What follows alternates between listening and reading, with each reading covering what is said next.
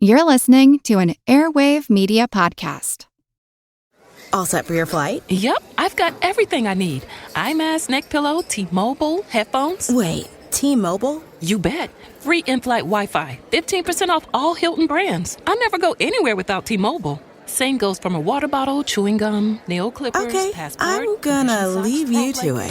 Find out how you can experience travel better at T-Mobile.com/travel.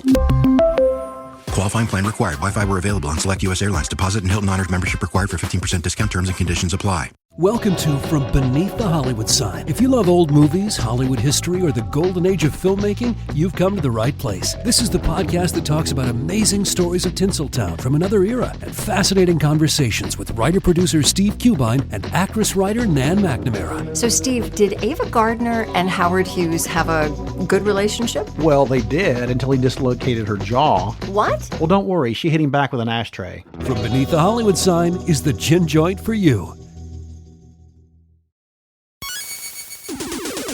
Recorded in Chicago, Illinois, with your hosts, Ken, Matt, Neil, and Jeff. This is Triviality. The cream of the crop!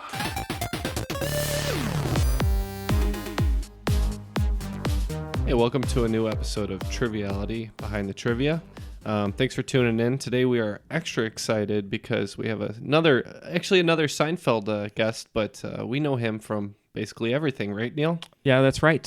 So James Hong, he's one of those actors whose face you've seen in many, many different TV shows and movies, and when you see it, you go, oh, I know who that is. And you're even more likely to know his voice. And his voice, exactly like Jeff said. So just running down a few of his hits here, you're definitely going to know who we're talking about.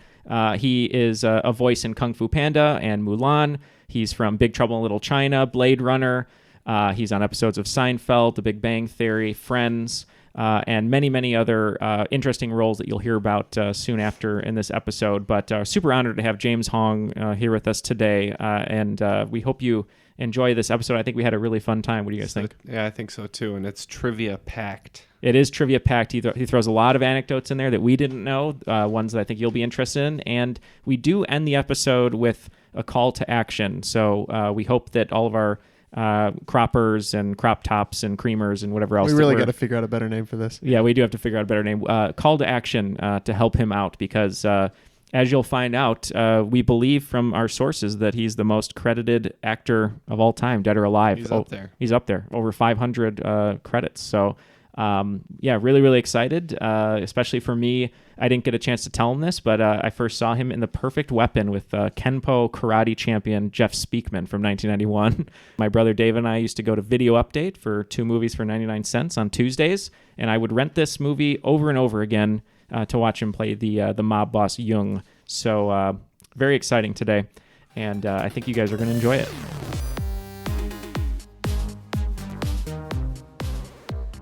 Yeah, Neil. You would not believe it. I'm going through my files, trying to clear it up. You know, all these stacked up photographs and old scripts from, I believe it was 1954.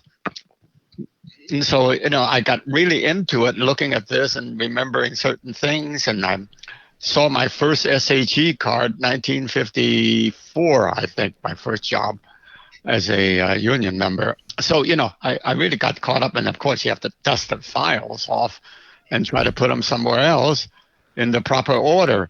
So you figure I'm clearing up my files for, what is it, 66 years of work here in Hollywood. And that's not easy. Congratulations. Yeah, it's amazing. Yeah. Well, you know, I'm still at it and working like crazy. I'm signed to a movie with Michelle Yeoh and Awkwafina. And also, I've been signed with Jordan Peele, the Academy Award winner, to do a voiceover thing he's doing. So it's really busy, aside from trying to do my own movie, which I'm trying to finish now. And believe it or not, I'm going to try to own my own Comic-Con since I've done so many. I'm like a veteran. You know, I've been there for the first ones. If not the very first beginning of the San Diego Comic-Con when there was almost nobody there. Look at it now. I was just hearing a piece on the radio about how it's grown over the years, and at first it was just a couple of guys in a basement. Yeah. Yeah, well, in the beginning they said, "Oh, please come." They begged me to come. I said, "Okay, what are you giving me then?" They said, "Well, we'll furnish you the gas money to come down from LA to San Diego. We'll pay for your hotel and a per diem." I said, "Well, okay, if I can keep the money that I signed."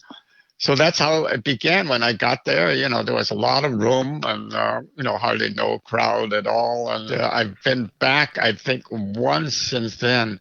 After that, anyway, they said, "We'd welcome you to come.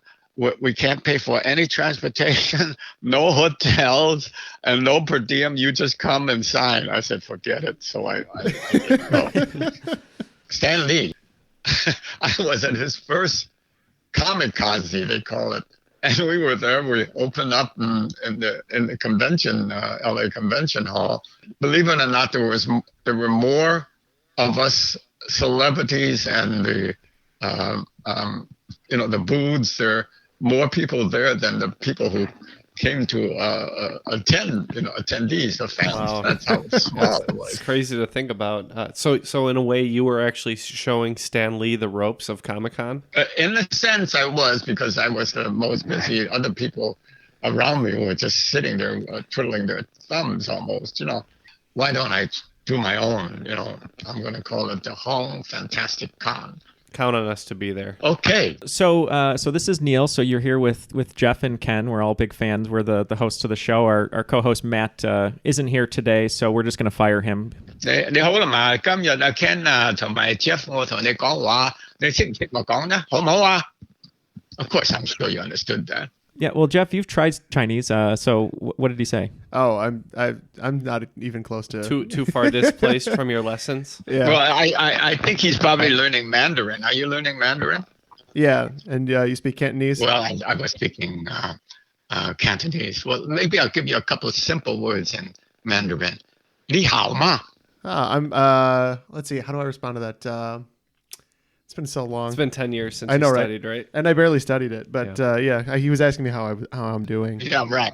All you have to do is repeat what I just said. I said 你好吗 means you good, yes, and then you just take down good, yes, 好了. Try it again. 你好吗? Jeff's back in it. 你好吗? Yeah, good. Did I have the tonality right? I can't remember. You asked me. Yeah, very good pronunciation.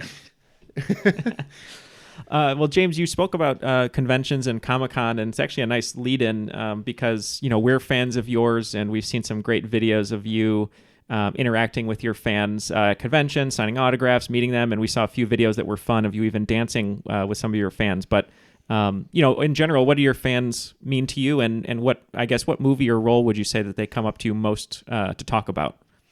Very good questions. Yeah, well, being an entertainer and being from Minnesota and being alone for all those years, hibernating in so-called small Chinatown, when I came out here to Hollywood, I really wanted to just explode, to explore and have fun.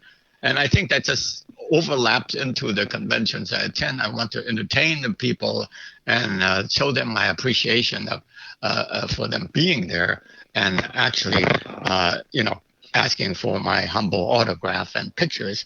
So what I'm doing is just I'm showing my appreciation more than just signing. I was there and I was flabbergasted, and Jane Russell was there. Oh, wow. And she was signing multi, and she just flipped them through like a pile of playing cards, 1, 2, and they just came and grab it. And she didn't even look up to greet her fans, just sign it and pass it on, find it and pass it on. So, I don't want to be that way. If I'm going to be that way, then I better quit. So now I want to, if I do a con, I would like to add more to it to entertain the people, because basically I'm really an entertainer, as you can see by my work in Big Trouble Little China and Blade Runner, Balls of Fury. I look at it and I say, yes, I'm happy with what I did because I gave it all, And that's the way it is with these conventions and the way I feel about fans, and I appreciate their appreciation. So it's been a wonderful, like I say, 66 years of acting and going strong, hopefully. Yeah, it would be hard to do it probably if you didn't enjoy it as much as you do to keep it up for so long. And we noticed too that you have you're pretty much a record holder on IMDb for most credits. I think you were 6th when I looked for most credits. I would think, I don't know who, counting everything, the TVs and the movies, and not even counting the voiceover. I would think the IMDb doesn't even hold it all. I think I have about 500. I don't know of any other actor, living or dead, that has done more than 500. Do you? I can't say that. Hard pressed. I've been trying to count, but it's been challenging. Well, you said you were hibernating in Minnesota for a while before you got into acting. So, what was your light bulb moment when you realized that you absolutely had to be a performer? Where are you phoning from? From Chicago. Well, that's close to Minneapolis, We all dealt with the cold here. So do you speak Norwegian and the Swedes? Yeah, sure. I used to be in Minnesota, and I have all my friends. They call me Nelski, Chinatown Nelski. Yeah, sure. Yeah, those were good old days. So that was my time in Minnesota, surrounded by Norskis and Swedish people. And when I went to Sweden, I felt right at home. So it was surrounding me in downtown, which is now no longer Chinatown, of course, were all the white faces. So, it was hard to get used to, in a sense. When you attend school, like in my high school, I think I was the only Asian, maybe one other one, I'm not sure. If there was another one, he was hibernating. So it's been that kind of a time and a youthful, area in my life, sort of lonely, and you didn't feel the outward prejudice, but inside there were some hidden prejudice, because why? You're in the minority. So in a sense, none of the girls want to go out with you because, what do you want to go with that oddity for? So it was very lonely. So in a way, I found a lot of joy in entertaining myself.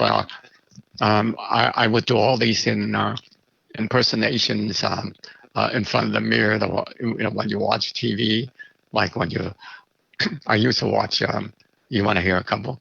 I'm going to do it anyway. Yeah, we'd love to. We do impressions on our show, James. So when we play trivia, they're bad impressions, though.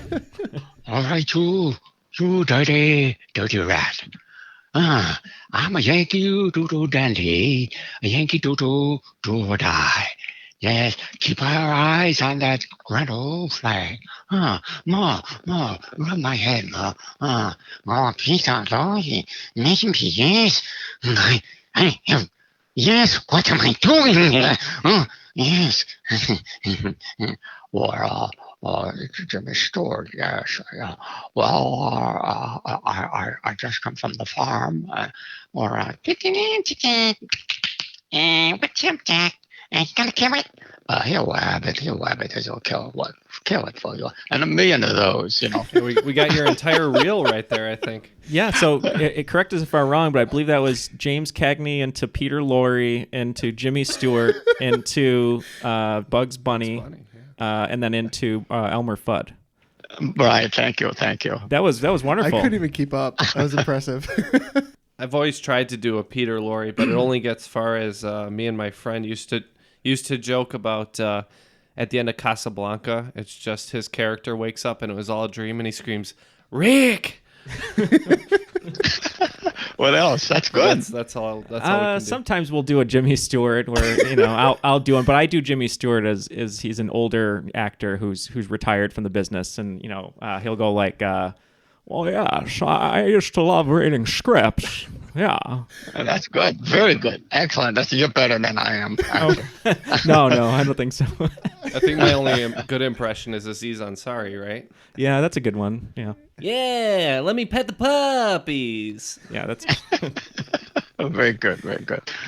Yeah, I did all those and obviously didn't get paid for it. I did go on in those days they call it Cedric Adams' Stairway to the Stardom, which is nowadays called America's Got Talent, that type of show. That was how early those shows were.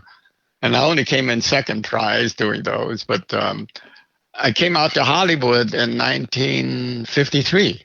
Right away, I got on one of those type of shows, where a writer got to be a friend of mine. He says, they want you on the Groucho Marx show. I said, really? How'd you do it? He says, well, this guy I got does impersonations. They said, no, we don't want impersonators. And they said, but this is the Chinese guy who can do you, Groucho.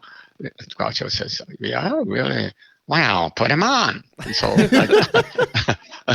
I got on his, and that summer that I came out, I got on his show, and got the second biggest fan mail ever on his show. You Bet Your Life. You Bet Your Life. So anyway, that would change my whole. Talk about an event that changes your whole life. That one did, because I did it on national television. Tremendous fan mail. And I said to myself, well, it behooves me for just going back to Minnesota and facing all the Swedes and the Norskies instead of staying out here and give it a whole try. So I quickly transferred all my credits from University of Minnesota out here to USC and graduated in civil engineering. What did your parents think of your performance on You Bet Your Life? They didn't even look at it. It's unimportant to them whatsoever. And they thought I was crazy doing stupid things, and they wanted me to be an engineer or a lawyer, so I became an engineer. And I designed roads for LA County when I graduated. I designed curb and gutters. That's what I did with 5 years of engineering. And I was serving in the service with going to Korea. I didn't go to Korea, but in the Korean War. And you performed throughout the war, we understand too, to the troops? Well, that is a whole history in itself. I was in the Minnesota Vikings, the National Guards. And when the Korean War started, they activated the National Guards, like they do the all reserves. And so I joined. I was a telegraph specialist in the artillery, and all those big guns were going, all those huge guns of old. And I was beginning to get deaf. They had those camp shows, for the Army, and I remember it very well. So I performed, and I did El Jolson. Oh, mamma, my little mamma. Oh, I'm coming, mamma. The sun shines east, the sun shines west. And the general of the camp, General Peterson, next day says, send that guy over to me. But I didn't even get to his office.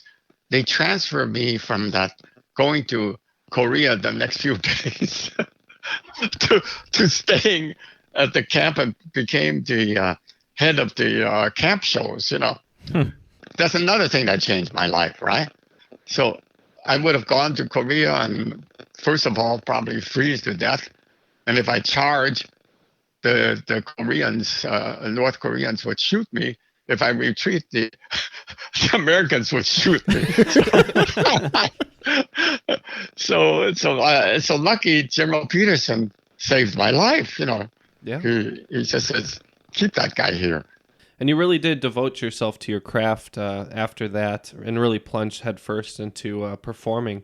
Was there anybody who inspired you towards the beginning of your career to kind of really catapult into that, or who inspires you today as well?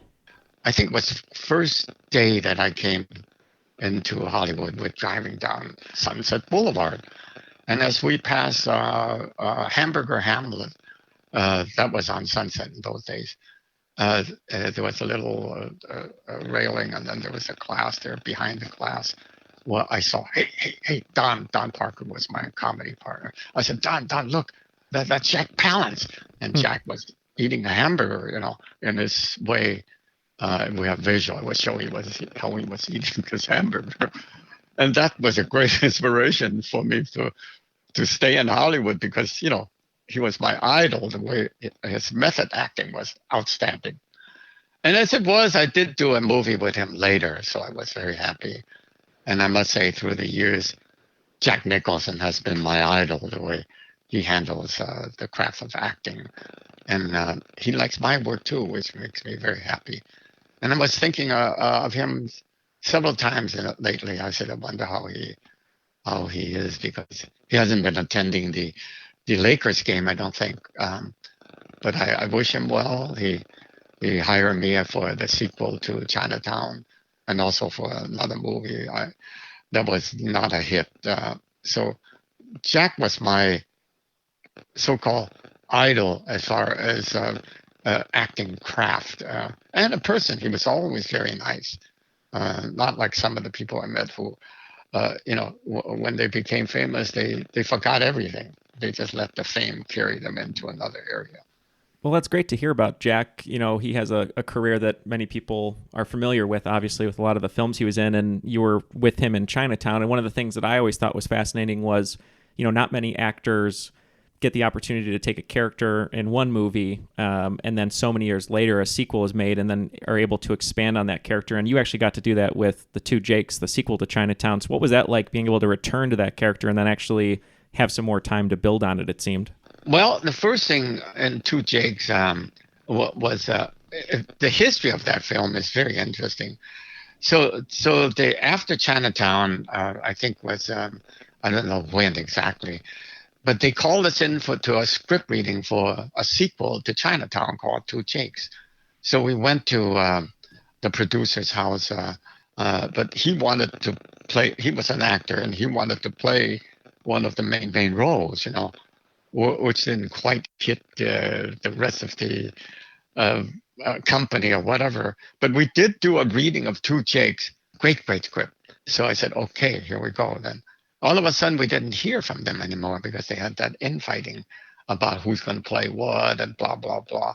And so 5 years later, they said, okay, we're going to start, and Jack is going to be the director. And I said, wow, this is great. This is the first time 5 years later they reactivate this thing. I was very happy to work with him because he's very easy to work with, in the sense that you do something and he knows it's good, and he'll give you the smallest help and it'll go, like that scene with me in Two Jakes where we went in a garden and we look at that plant that the lady had made, and he respected my acting enough to say that's one of his favorite scenes, and he shows that scene quite often when he speaks about that movie. So I was very happy. So in a way, that's my reward. That's my if I don't get the Academy Awards, though, those are my awards, to be recognized by my colleagues, my idols, to saying that's a good piece of work. The same thing with Big Trouble in Little China. I'm just creating. I don't know exactly what I'm creating. I just go through the role and all that obsession and this lady, this girl with the green eyes, and that's why he's such a great villain. All he wanted was love. So in a sense, all that feelings of being in Minnesota alone went into Lo Pan. All Lo Pan wanted was the girl with the green eyes. I shall marry her when I find her. Yes, two girls with the green eyes. What does this mean? So Lo Pan became very, very much alive. And through the years in the convention, that's the photograph I signed the most. For some reason, people identify with Lo Pan very much. I'm a huge fan of Big Trouble in Little China. I have been since I was little. I watched it when I was very young, and you're just wonderful in it. I think you're just one of the best villains in film, because I think what I loved about your performance in particular is you get to play so many facets of Lo Pan. And you have the very old Lo Pan in the wheelchair where, the serum and the magic isn't working. And then you have sort of the evil sorcerer Lo Pan. So it seemed to me that you really had a lot to play with there with John Carpenter. Was that the case? Were you able to kind of have fun and, with the old age makeup, but then also the more regal makeup of Lo Pan when he was doing the sorcery? And obviously the crew did a wonderful job, the makeup people and the wardrobe people. I'm trying to recreate that Lo Pan gown now and do photo ops with my fans. That's a treat right there. I'll push that needle through my temple and I will become Lo Pan. It lives in me. It becomes part of James Hong all through these years because you can't help it, because the fans love it and they sort of like recognize you as that person, right? And Lo Pan just lives on. And in a sense, the story didn't really make too much sense. The script, it just kind of wanders a little bit. But I think the movie itself was way ahead of its time. So John Carpenter took this format of the Chinese movies and introduced it to the American movies, which became Big Trouble in Little China. I can't say enough about it. The opportunity of having to work with him, and he came up to me at Dupars in Studio City. For a second I didn't recognize him, but he said, "Remember me, John Carpenter?" I said, "Oh," I got up and hugged him and thanked him. It's what can you say? In a career like this, you do something and it becomes so much part of you. That's your reward, right? You've accomplished it. You live your life right at that moment. I'm actually wearing the Jack Burton T-shirt today. I wear it all the time. Really? Yeah, I do. And a funny story I thought you would appreciate is I was at the coffee shop the other day. I'm a big coffee drinker, and the person behind the counter said, "What's that T-shirt? It's very artistic. I like the style of it." And I said, "Oh, it's actually from one of my favorite movies, Big Trouble in Little China," and they hadn't seen it. And then I came back a few days later to get another coffee, and then they told me how much they loved it and how much they enjoyed your performance. And I just think it's so great that a movie like that is continually gaining new audience, even with a younger generation or people who have no idea what it is. And she even specifically mentioned her favorite part being you coming down that creepy escalator with all the neon towards the end of the film. Yeah. It does have legs. I have no idea why certain movies have legs and other ones don't. Like I did R.I.P.D. and it just faded fast, and even Balls of Fury that stayed on for a while, but it went. But Big Trouble lingers, and it sort of eats into people's flesh and brain. And Lo Pan, when he comes down that escalator, that's something to be said. Because as usual, because it is low budget, they made that whole film for $25 million. Can you believe that? Nowadays, if you make the same film, it would be $125. Yep. So I was standing up on top of this narrow escalator, which I think they just confiscated from some clothes department store. This tiny, as you can see, when you look at it again, look how narrow that thing was. And I'm standing on the top behind that curtain in the mouth of the skull, and I'm looking at that escalator going. I said, "Oh my God, where they get this thing?" And I'm already rocking back and forth because of those the lifts in my shoe is about like 5 inches tall, right? I said, "Oh God, what am I going to do? Should I stop?" But they were hurrying. They were shouting down the bottom of the escalator, "Hurry up, this is the last shot, blah, blah." I said, "Oh, my God." It's one of those things you don't know what you're doing, but you did it. Yeah. And it could have been the death of me. I got on that first step, and I started really rock because you know how you get on the first step, and you're trying to balance on that 5-inch thing. And I'm not going to hold onto the rail on the side because who is Lo Pan to hang onto the rail, right? So as I'm coming down, I start to get my balance, and I got confidence, and I raised my hand, and that became Lo Pan coming down the escalator. So they shot that, and it was successful, So it just wasn't my time to get hurt or die. Several incidents like that, and it was very chancy because, let's admit it, you can't make a movie like that for 25. Oh no, not with all the action, the special effects, and he did a lot of blending of practical effects and digital effects too. So it was a pretty big movie. I remember not at the time. I was probably a little too young, but I remember reading about the fact that that movie was poised to be a huge, big box office hit, and it actually ended up getting a better audience, I think, through video and sort of a cult status, and then became even more popular that way instead of people kind of coming out to the theater. Well, there's a long story with that too. When it first came out, Kurt Russell said he said on those pieces of paper that asked for results of the fans rated one the highest, so they thought that was going to really be a big hit. But unfortunately, I think the director and the head of the producer or whatever had a little tete-a-tete and had conflicts or whatever. And the producer, the head of the producer said, of the studio says, shelve that. Just put the advertised money into Aliens, which came right after Big Trouble.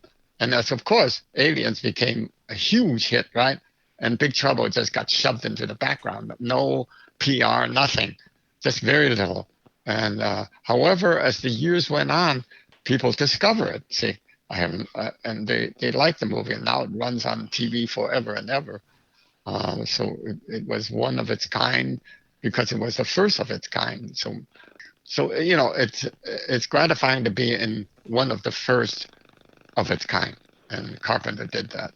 Well, yeah, I think just about everybody in the United States at one point or another, including my mom, who doesn't really watch too many movies, has had a moment where they say, hey, that's James Hong, when they're watching a movie. And I actually had that moment when I recently watched The Sand Pebbles for the first time, and was surprised to see you in that. And but you're in basically a ton of movies, very reputable movies, Sand Pebbles, Blade Runner, Mulan, but equally you're in a lot of irreverent comedies and just fun stuff. So maybe speak a little bit about how you approach those different kinds of works and what you enjoy doing most.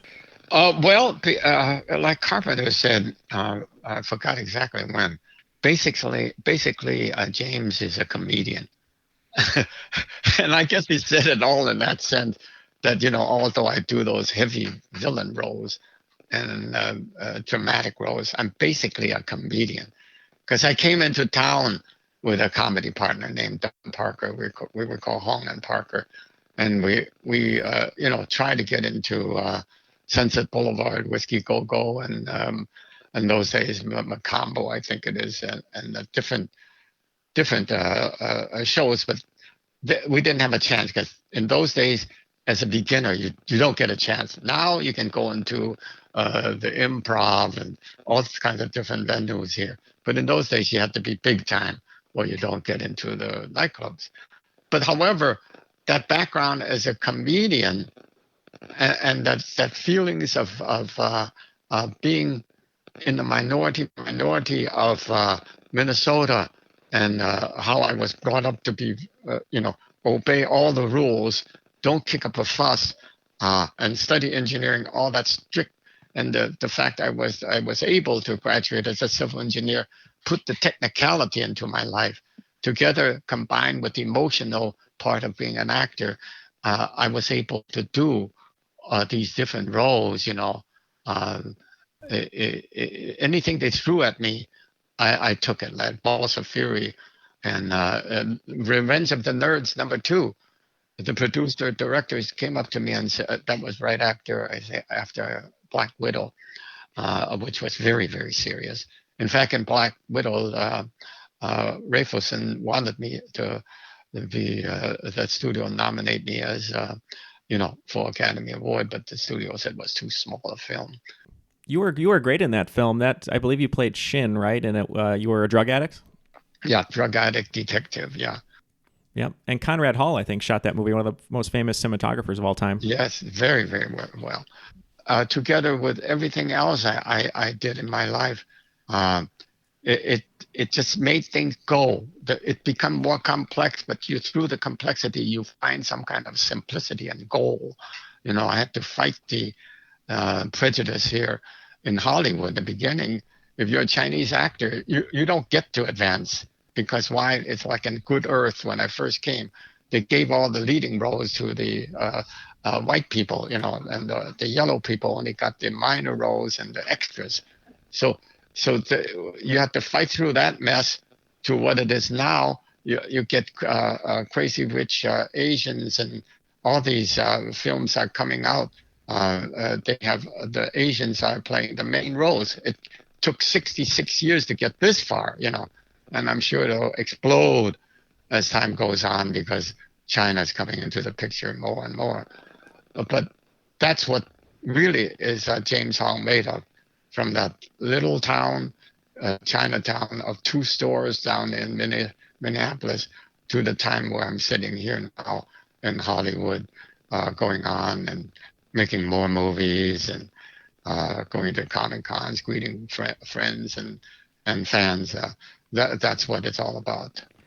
Well, speaking to that, you spoke in the beginning about, doing a film with Michelle Yeoh and Awkwafina, who just had a great success with her film, The Farewell, and just the rush of feature films where there aren't any white leads. There doesn't need to be any white leads. It's a full Asian cast, and it's stories that are inherently Asian that don't get told often, or if they are told, they're sort of whitewashed. And so I think it's a really great moment in the industry right now, and I know it's getting better, but obviously, ways to go still. Ways to go, yeah. The Chinese, being in the minority, was always called the silent minority, because they were taught by their parents and culture to always be silent and to stay in the background. That's why we haven't advanced as far as we have, because we didn't vocalize, we didn't demonstrate, we didn't protest. I helped to form the first protest right in the middle of my career. That's how behind we were, and I don't know exactly how that's going to resolve itself, because we still don't have the market power.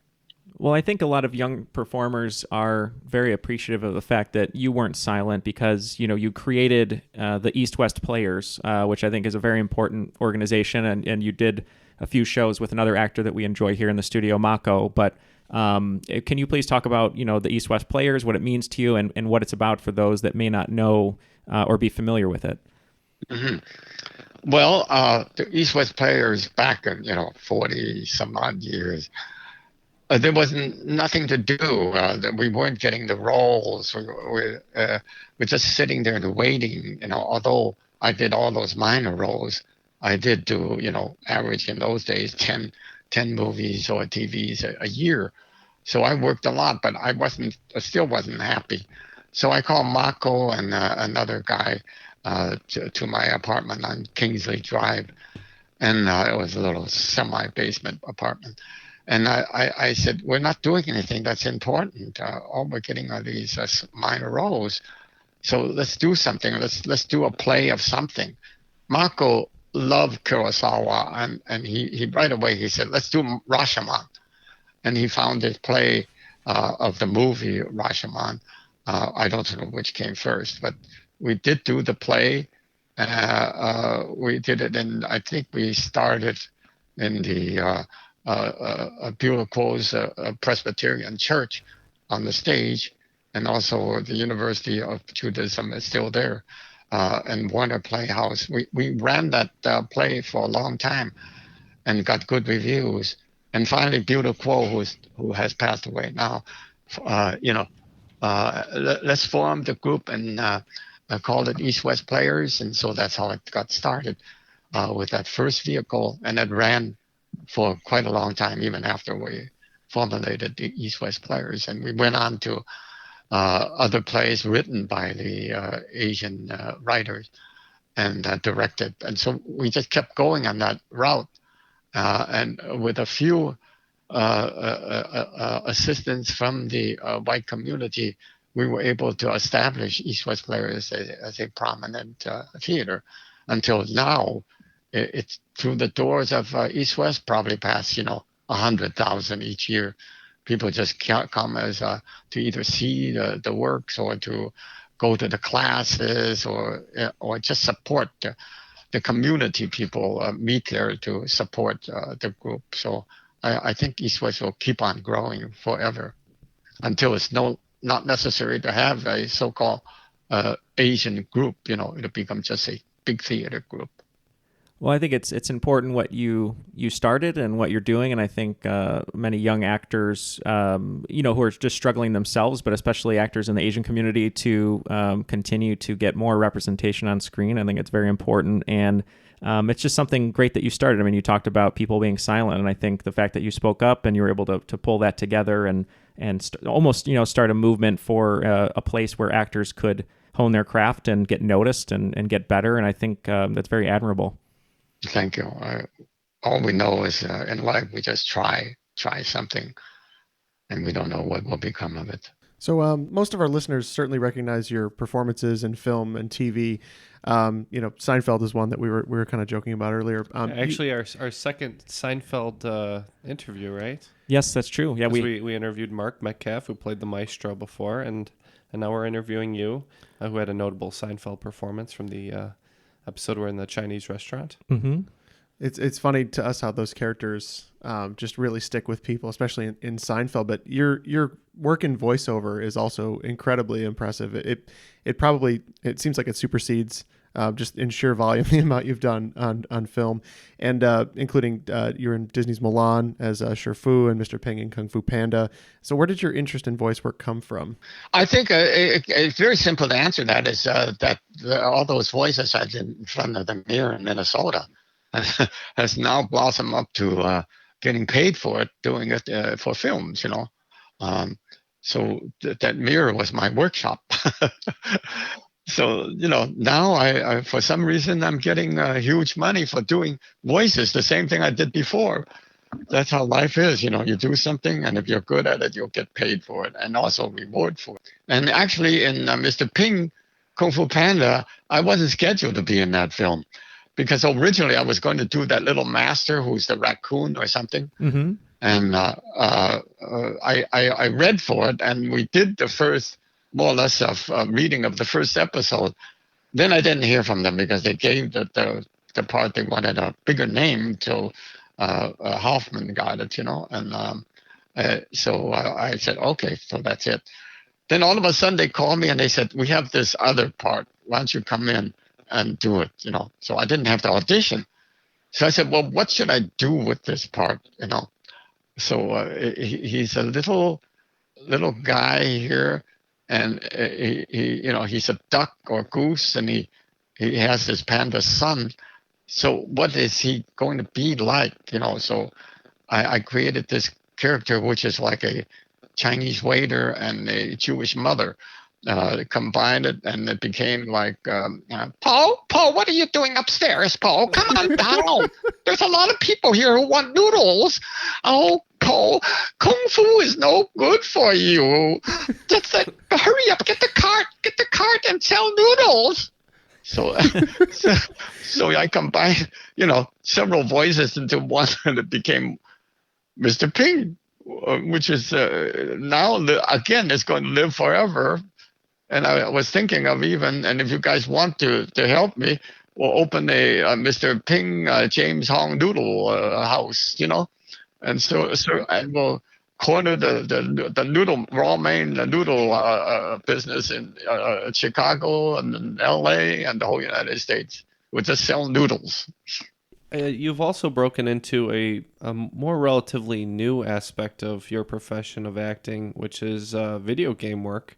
I know I enjoyed one of your performances in Sleeping Dogs as I was playing that. And how does doing the video game voiceovers kind of differentiate from doing the films and the TV?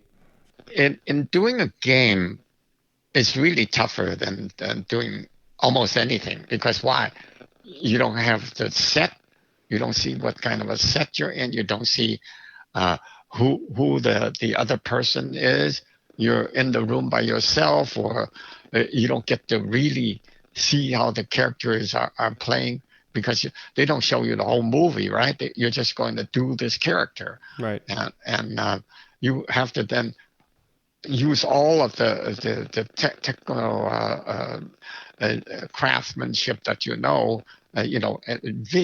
visualizing the scene, visualizing what the other actor you're responding to, and then try to put something into the scene as that character that you are voice overing. So you just do the best you can, and then the director will give you some clues as how to alter. So therefore, you learn from the craftsmanship that you learned earlier. You learn how to do the delivery of that one line as many ways as you know how. Well, we have some listener questions here that some people wanted to ask you, and they're just kind of fun, rapid-fire questions. So of the characters that you've portrayed over the years that you've acted, who do you feel is the most like yourself? The big trouble, that is me. So, so all these roles, they are me. So I can't differentiate which one I prefer more, because they are each different facets of my personality, and past and present.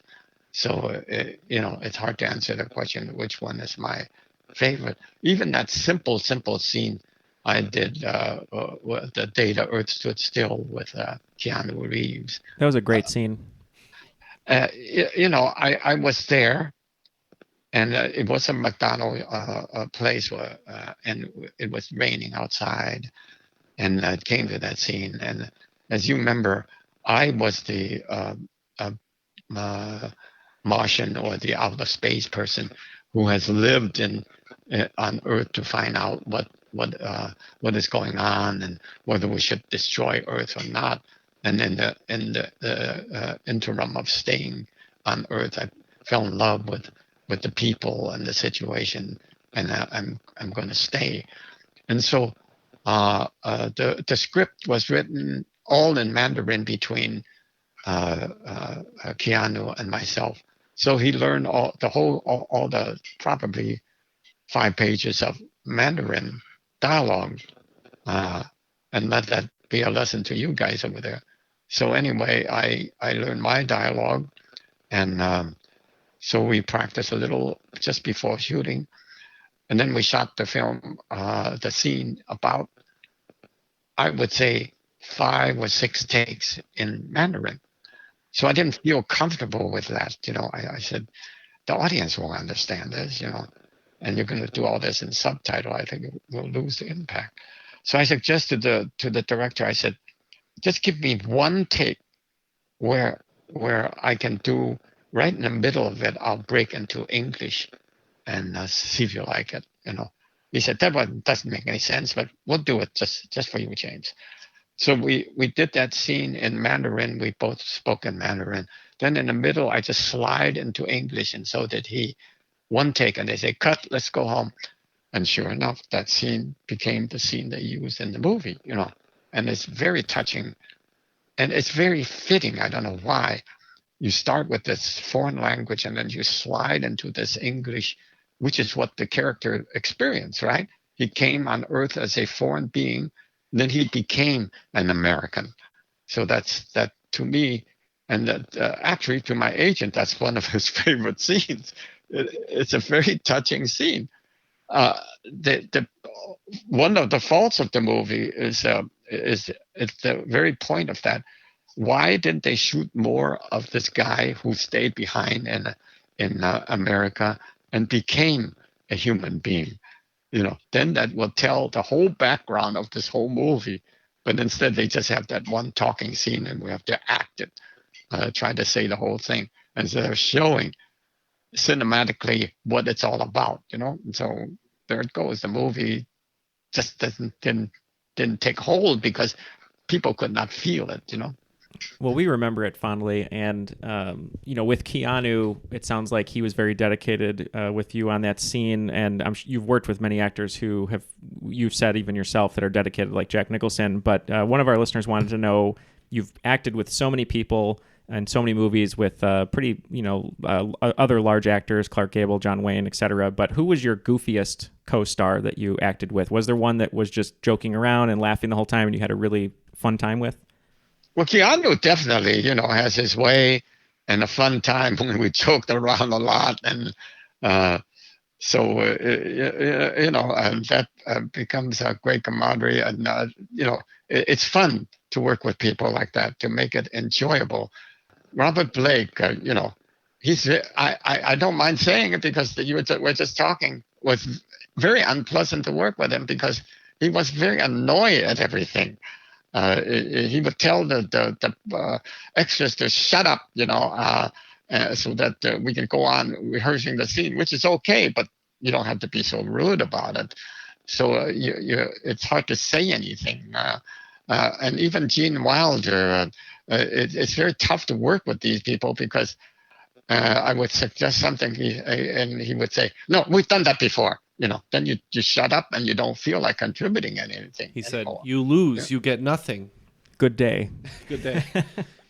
But it's very ironic because he himself repeated a lot of the jokes and movements that he did. He didn't practice what he was preaching.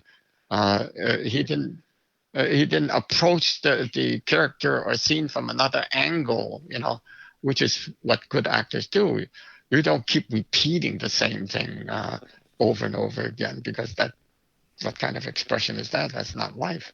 But he's right. I learned from that. It was a hard lesson when he said, "We've done this before."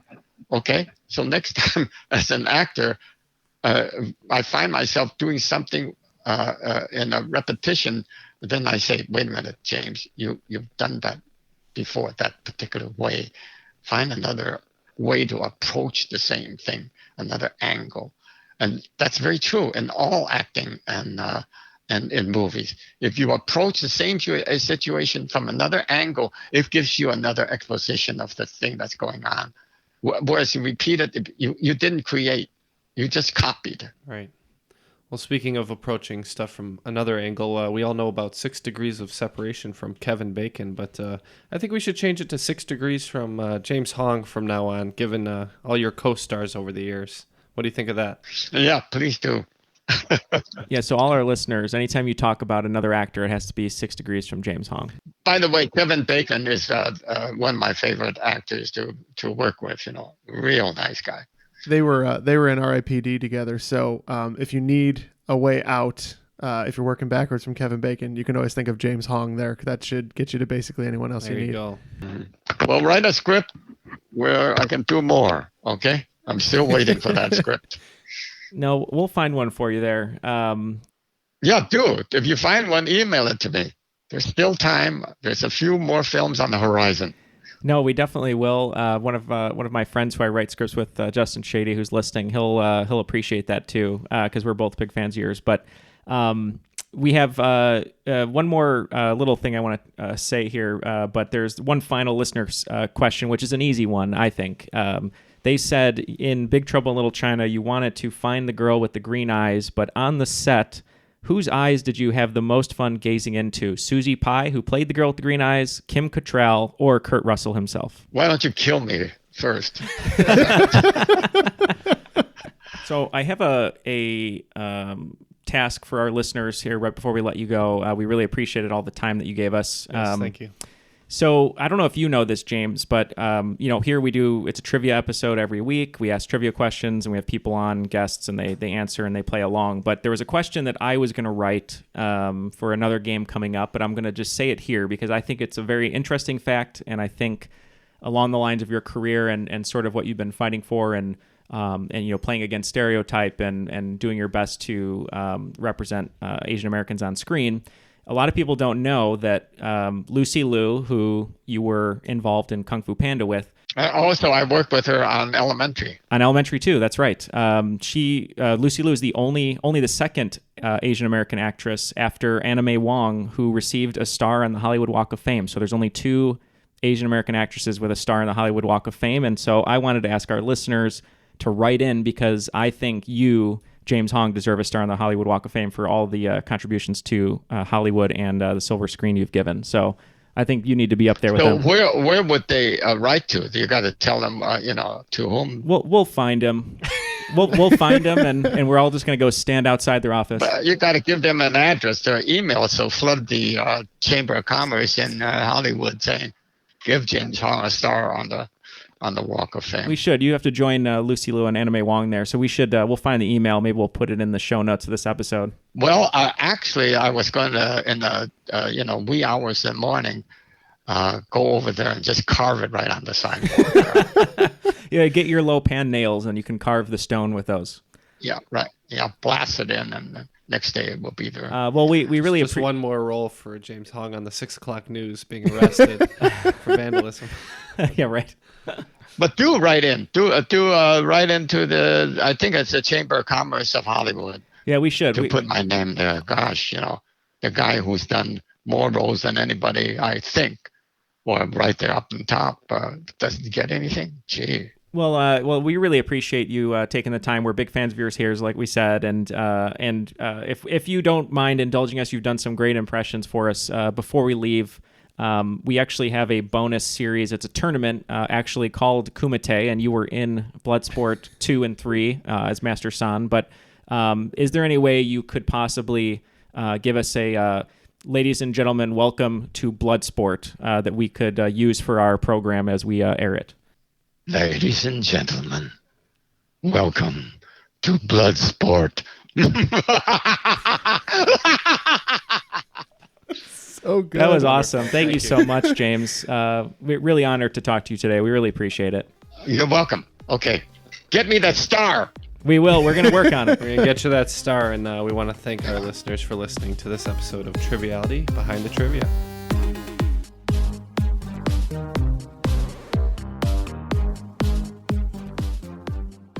Is it too much trouble to ask you to kill him? All right. Thank you so That much, concludes James. the recording. Goodbye. Thank you so much.